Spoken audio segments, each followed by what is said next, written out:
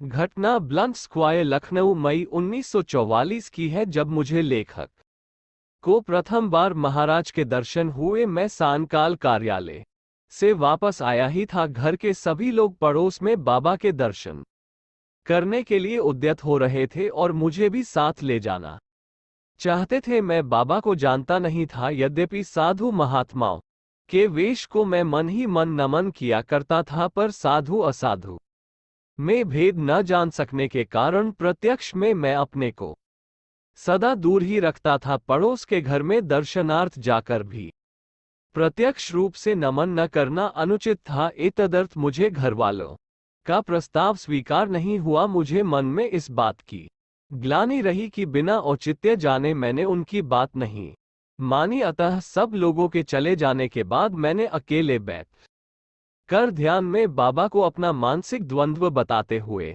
निवेदन किया कि यदि वे वास्तव में संत हैं तो मुझे अपने पास बुला ले या मेरे घर आकर मुझे कृतार्थ करें। उसी समय पड़ोस के घर में बाबा मेरी बहन से पूछ, मेरा भाई कहाँ है, यहाँ क्यों नहीं आया? उसने उत्तर दिया कि अभी कार्यालय से लौट कर आए हैं, घर पर ही है। बाबा ने उसे आदेश दिया, जा उसे बुला ला। जब बहन ने आकर मुझे इन वार्ताओं से अवगत किया तो मैं चकित हो गया। ये बातें मेरी शंका के उत्तर में थी। मैं तुरंत वहां गया और विनम्र भाव से उनके चरणों में नतमस्तक हुआ। उन्होंने मेरी ओर से आंखें फेर ली। वे मुझसे कुछ नहीं बोले और तुरंत उठकर दूसरे पड़ोसी श्री गागीदत्त मिश्रा के साथ उनके घर को चल दिए। उपस्थित सभी लोग उनके पीछे पीछे वहीं पहुंच गए। मैं अकेला घर लौट आया।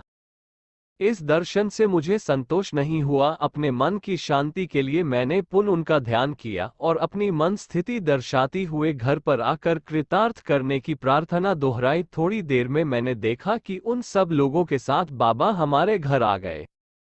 महाराज ने मेरी शर्त की पूर्ति हेतु मेरी बहन को उन्हें घर ले आने की प्रेरणा दी। बाबा का घर में स्वागत हुआ। दे तख्त पर लेट गए और मैं उनके चरण दबाता रहा। वे उपस्थित सभी व्यक्तियों से बातें करते रहे, पर उन्होंने एक बार भी मेरी ओर दृष्टि नहीं डाली, जबकि मैं बहुत उत्सुक था। इसके बाद वे कार में बैठकर चले गए। बाबा ने भले ही मेरी सब शर्तें पूरी कर दी, पर इससे मेरे मन की विश्राम नहीं मिला। मिलता भी क्यों कर।